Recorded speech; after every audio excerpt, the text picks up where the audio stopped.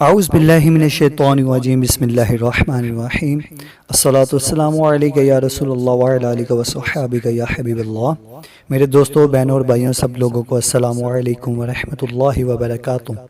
آپ سب لوگوں کا ارمان ٹی وی پہ ایک بار پھر خوش آمدید۔ آج ہم آپ کے لیے ایک اور بہت سی پیاری سی ویڈیو لے کر آئے ہیں۔ کتاب کا نام ہے طب نبوی صلی اللہ علیہ وآلہ وسلم۔ تو ٹائٹل ہمارا ہے ستو شریف۔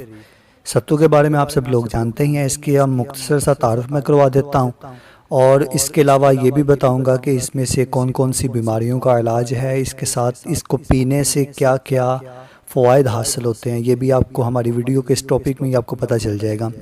سو میرے ساتھ اینڈ تک جڑیے رہیے گا، اور ویڈیو کو لائک شیئر کمنٹ ضرور کیا کریں، اور میرے چینل کو سبسکرائب کر دیں اور گھنٹی کے بیل کو پریس کر دیں تاکہ میرے نئے آنے والی ویڈیو سب سے پہلے آپ کو ملے۔ سو ٹائم ویسٹ کرنے کے بجائے چلتے ہیں ہم اپنی ویڈیو کی طرف۔ نبی کریم صلی اللہ علیہ وآلہ وسلم کو ستو بہت پسند تھے۔ یوں تو عرب میں ستو گندم سے بھی بنائے جاتے تھے، مگر آپ صلی اللہ علیہ وآلہ وسلم کو جو سے بنے ہوئے ستو بے حد پسند تھے۔ ایک غزوہ میں، ایک جنگ میں، جنگ احد کے فوراً بعد ابی سفیان 200 آدمی لے کر اس غرض کے لیے مدینہ آیا کہ وہ مقامی یہودیوں کی امداد سے مسلمانوں پر شب خون مارے گا۔ یہودی ابھی سوچ ہی رہے تھے کہ دشمن کی آمد کی اطلاع بارگاہ نبی صلی اللہ علیہ وآلہ وسلم میں ہوئی۔ حضور صلی اللہ علیہ وسلم اپنے لشکر کے ساتھ سوار ہو کر ان کے مقابلے کو نکلے تو دشمن مقابلہ کیے بغیر بھاگ گیا۔ دہشت کے مارے وہ اپنا سامان، حتیٰ کہ رستے میں کھانے پینے کا سامان بھی وہاں پر دشمن چھوڑ گیا۔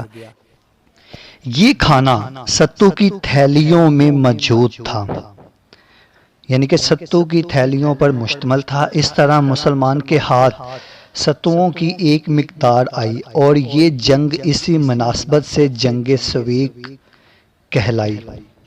فتح خیبر کے موقع پر نبی کریم صلی اللہ علیہ وآلہ وسلم نے حضرت صفیہ رضی اللہ تعالیٰ عنہ کے ساتھ نکاح مبارک فرمایا۔ اگلے روز حضرت انس بن مالک کو ہدایت فرمائی کہ وہ لوگوں کو صفیہ رضی اللہ تعالیٰ عنہ کے ولیمے کی دعوت پر بلا لائیں۔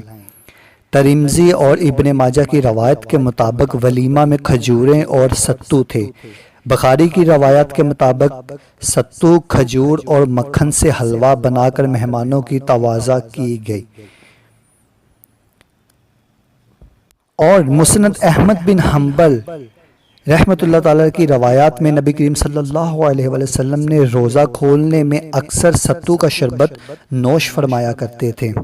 ابو داؤد کی ایک روایات میں نیند کے مقابلے میں کسی نے حضرت عبداللہ ابن عباس رضی اللہ تعالیٰ عنہ کو طعنہ دیا کہ ان کے چچیرے بھائی لوگوں کو شہد، ستو اور دودھ پلاتے ہیں۔ اس روایات کو بخاری میں لکھا گیا ہے۔ ابی ہریرہ کہتے ہیں کہ میں مدینہ منورہ میں داخل ہوا تو میری ملاقات حضرت عبداللہ بن سلام رضی اللہ تعالیٰ عنہ سے ہوئی۔ انہوں نے مجھے اپنے پاس اترنے کی دعوت دے کر فرمایا کہ میں تمہیں اس پیالے میں پلاؤں گا جس میں رسول اللہ صلی اللہ علیہ وآلہ وسلم نے پیا، اور اس مسجد میں نماز پڑھاؤں گا جس میں نبی کریم صلی اللہ علیہ وسلم نے نماز پڑھی۔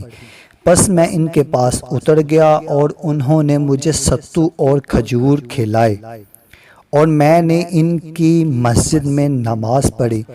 اس حدیث کو مختصر صورت میں بھی بخاری ہی نے بیان کیا ہے، یعنی بخاری شریف میں ہی بیان کیا ہے، جس نے اسے اپنے والد محترم سے روایت کیا ہے۔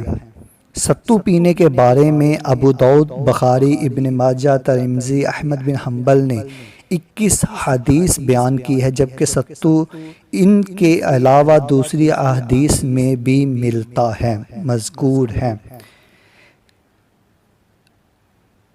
سو ایسے ڈیٹیلز کی طرف جائیں گے تو یہ روایت لمبی ہو جائے گی۔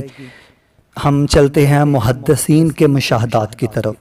جو کھانے سے قوت حاصل ہوتی ہے، یعنی کہ جو آپ سب لوگ جانتے ہیں جو کا آٹا، اس کی روٹی ہوتی تو یہ کڑوی ہے بٹ اس کو کھانے سے قوت حاصل ہوتی ہے۔ شدید ہی مشاہدات تھا کہ جیسے علامہ اقبال نے اپنے شعر میں بھی بیان کیا، تو علامہ اقبال نے بھی اپنے شعر میں جوں کا ستو کا بیان کیا ہے، جو جسمانی کمزوری کے علاوہ کھانسی اور حلق کی سوزش کے لیے مفید ہے۔ معدے کی سوزش کو ختم کرنے کے لیے ستو اور جوں شریف بے حد مفید ہے۔ جسم کی غلاظتوں کا اخراج کرتے ہیں، پیشاب آور ہیں، پیاس کو تسکین دیتے ہیں۔ ابن القیم رحمۃ اللہ تعالیٰ نے جوں کے پانی کو پکانے کا نسخہ بیان کیا ہے کہ اس کے مطابق جو جوں لے کر ان سے 5 گنا پانی میں ان کو ڈالا جائے، یعنی کہ جتنے جوں آپ لیں گے اس کے مطابق 5 گنا پانی زیادہ ہونا چاہیے، اس میں جوں شریف کو ڈالا جائے اور اتنا پکایا جائے کہ پانی دودیا ہو جائے۔ ہماری ویڈیو کا ٹاپک یہاں تک ہی تھا۔ اگر کسی کو میری کسی بھی ویڈیو کا جو میں ویڈیو بناتا ہوں اس کے متعلق اور انفارمیشن بھی چاہیے ہو تو مجھے کمنٹ سیکشن میں بتا سکتا ہے، میں اس کے متعلق اور اس میں جو بیماریوں کا علاج ہوتا ہے اس کے متعلق اور ویڈیو بنا کر وہ بھی اپلوڈ کر دیا کروں گا۔